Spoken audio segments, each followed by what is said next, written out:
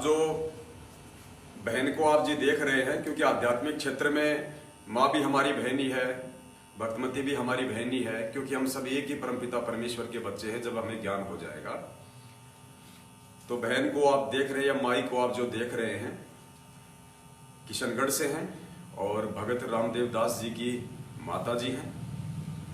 काफी इनकी उम्र हो चुकी है, पूरा परिवार इनका नामदानी है, परमेश्वर की विशेष दया है और अपनी नेक नीति का ये लोग अपना खाते हैं। भगत जी आर्मी से रिटायरमेंट है, रामदेव दास जी, उनके पिताजी भी आर्मी से रिटायरमेंट हैं। 2 उनके बच्चे हैं, एक बच्चा उनका डॉक्टर है, दूसरा बच्चा उनका एक अच्छी कंपनी में जॉब करता है। मालिक की इन पे बहुत अच्छी मेहर है और ऊपर से सबसे बड़ी मेहर जो ज्ञान की थी वो परमेश्वर ने आके उनको दे दी, अपने शरण में ले लिया। पुण्यात्मा, जब ठीक का समय आता है तो परमेश्वर हर काम को इतना आसान कर देता है, किसी को ज्यादा कोई जरेबाजी करने की भी आवश्यकता नहीं पड़ती है और ठीक का समय इस समय आया हुआ है। माता जी को थोड़ी बहुत कुछ दिक्कतें थी जो इन्होंने सुबह अपने भगत भाई बहनों के सामने साथ संगति के माध्यम से इन्होंने रखी। तो दास ने माता जी को कहा कि देखो, हम जिस भक्ति मार्ग पे हैं और इसकी जो खुराक है, इसकी जो गोली दवाई है, जो भक्ति हमारे परमपिता परमेश्वर सतगुरु रामपाल जी भगवान ने हमें बख्शी है, वही है। अगर कहीं कोई दिक्कत आती है, छोटी मोटी समस्या आती है भक्ति करते करते भी, तो यही कारण है कि कहीं न कहीं हम उस परमपिता परमेश्वर के वचन से हटके चल रहे हैं। और वचन वो सत्संग रूपी हो सकते हैं, वचन वो फार्म पे लिखे हुए नियम हो सकते हैं, और वचन परमपिता परमेश्वर के मुख कमल से साक्षात कहे गए आदेश हो सकते हैं। और माई, इसके अलावा दुनिया में ऐसी कोई दवाई, ऐसी कोई टैबलेट, ऐसा कोई इंजेक्शन किसी लेबोरेटरी में नहीं है और किसी मेडिकल पे नहीं मिलता है कि वहां से हम लेके इसको खा लेंगे तो हम ठीक हो जाएंगे। तो दास ने हाव भावों को देखते हुए जो मुझे लगा उस समय, दास ने अपनी बहन से कहा कि बहन देखो, परमपिता परमेश्वर जी का ये आदेश है और यदि हम उनके आदेश को फॉलो नहीं करेंगे तो कहीं न कहीं हम उनके मर्यादाओं से दूर हैं। और जितना हम उस भगवान से दूर रहेंगे, उनके आदेशों से दूर रहेंगे, गुरु वचन से दूर रहेंगे, परमात्मा भी हमसे उतनी ही दूरी बना के रहेगा, उतनी ही दूरी भगवान हमसे रहेगा बना के। तो बहन ने कहा कि भगत जी क्या है, मैं समझी नहीं, आप मुझे थोड़ा सा बताइए। तो मालिक ने कहा कि बहन देखो, वैसे भी आपकी उम्र बहुत ज्यादा हो चुकी है और आपको कोई अहंकार मान बढ़ाई का तो सवाल ही पैदा नहीं होता, क्योंकि आप उम्र के उस स्तर पे हैं।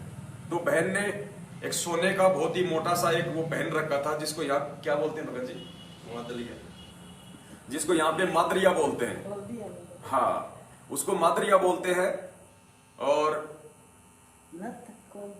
नाक में बहन ने एक सोने की मोटी सारी नथ पहन रखी थी और हाथों में, भगत जी अगर हैं तो एक बार थोड़ा सा एक बार भाई बहनों को हम दिखा दें, क्योंकि लोग जानते नहीं जो देश विदेश में। कहाँ रखी है जो आपने जो निकाली है अभी? अच्छा अच्छा, आप यकीन नहीं करोगे, हाथों के अंदर कम से कम भगत जी उसका कितना वजन होगा? एक का 250 ग्राम। यानी बहन ने दोनों हाथों में जो एक ऐसे डिजाइन किए हुए, जो परंपरागत यहाँ पे जो पहनती हैं, जो हमारी जो माता बहनें, जिनको शादी में दी जाता था जब उनका विवाह होता था, तो कम से कम भाई नहीं तो दोनों का वजन आप जी 400 ग्राम के आसपास उन दोनों का वजन जो बहन ने हाथों में पहन रखा था, सोना माई ने जो आज तक नहीं उतारा कभी भी। आज केवल छोटी सी साध संगति से और 5 मिनट इनको परमपिता परमेश्वर सतगुरु रामपाल जी भगवान का एक छोटा सा एक सत्संग सुनाया गया था। भगत जी मेरा मोबाइल रखा, देखो मैं सामने बुलाना। एक छोटा सा इनको सत्संग सुनाया गुरुदेव भगवान का, जिसमें उस समर्थ परमात्मा ने सोना पहनने के विषय में अपनी आत्माओं को क्या निर्देश दिए। सोना आ गई, चांदी आ गई, आर्टिफिशियल आ गई ज्वेलरी, बस एक छोटा सा सत्संग बहन को सुनाया था। और आत्मा ये परमात्मा की है, तुरंत इनके ऊपर वो वचन असर कर गए। आप भी थोड़ा सा सुन लीजिए एक बार, क्या आदेश है। भक्ति बिना क्या होते हैं ये भ्रम रहा संसारे, रति कंचन पाया नहीं, रावण चलती बार। सर्व सोने की लंका थी, किसा को बंदी था, करके भक्ति सिद्धि प्राप्त रिद्धि प्राप्त करके और सोने की लंका, जैसे हम गारा की ईंट पका के और मकान बनाते हैं, वो सोने की ईंट बना के, छोटी छोटी ईंटें होती थी पहले, और उनसे सोने ही की गारा बना के और महल बनवा रखे थे उसने। इतना धनी था। और आप दौरे मुश्किल से 50-20 ग्राम 20 तोले सोना होगा थारे दौरे। बड़ा बड़ा सेठ होगा जिस पर 20-30-40 तोले सोना हो गया। कहते हो वो रति नहीं लेके गए, ग्राम भी नहीं ले जा सका, तुम कहां ले जा सकोगे और के कला तोड़ दोगे 40 तोले सोने में। ये तो खाम खागा सिर दर्द है। सोना तो घर में बना रखना चाहिए आपने, और ना इसको पहनना चाहिए। क्या फायदा कान में डाल लिया, नाक में डाल लिया, 36 पंगे कड़े बना लिए। परमात्मा ने इतना सुंदर शरीर दे रखे, इस पर आडंबर करने की कतई जरूरत नहीं। इसे भगवान रुष्ट होता है। भगवान की भक्ति करें, चाहे किसा भी शरीर है, काला है, गोरा है, जैसा भी मालिक ने दिया है, इसमें हम परमात्मा पा सकते हैं। इस काया का गर्व ना करियो के काला के गोरा रे, और बिना भजन कुछ काम नहीं आवे, चाहे इतर छड़को चारों ओर रे। तो परमात्मा धीरे धीरे, क्योंकि हम इतने इस सामाजिक माहौल में हम इतने गहरे चले गए कि वहां से वापस आना अपनी पटरी पे हमारे लिए कठिन हो रहा है। हम दलदल में धस गए। लेकिन परमात्मा का सहारा आपको एक क्रेन का काम करेगा। तो दया परमपिता परमेश्वर सतगुरु रामपाल जी भगवान की बहन के ऊपर उनके वचनों का तुरंत असर हुआ, और बहन ने तुरंत अपने कमरे में जाके सोना चांदी सब कुछ निकाल के साइड में रख दिया।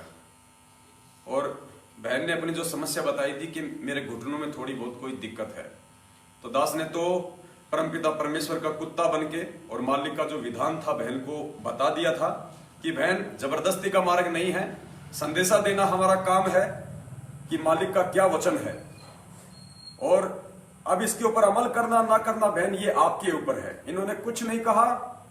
थोड़ी देर साथ संगति जब तक चली बैठी रही, उठ के अपने कमरे में आई। दास को नहीं पता था। अब जैसे भोग आरती शुरू हुई, दास इनकी फोटो आपको दिखा रहा था, तो दास की नजर पड़ी बहन के हाथों पे, वो चांदी के वो कड़े गायब।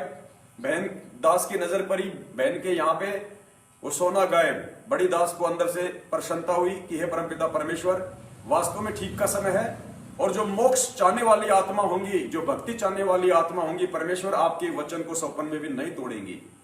और आज ये एग्जाम्पल आपके सामने है, और ये एग्जाम्पल मेरी उन तमाम माता बहनों के लिए है जो आज भी इतना ज्ञान लेने के बाद में उस काल को अपने शरीर पे धारण किए हुए हैं। परमेश्वर ने उसको काल बताया, उसमें काल का वास है, और भले काल का वास हो या ना हो, गुरुजी ने कह दिया कि ना इसको पहनना, ना इसको अपने घर में रखना, तो हमारे लिए वो लोहे की लकीर हो गई, भगवान का आदेश हो गया। उसके बाद उसमें काल हो चाहे वो दयाल हो, हमें उससे कोई फर्क नहीं पड़ता।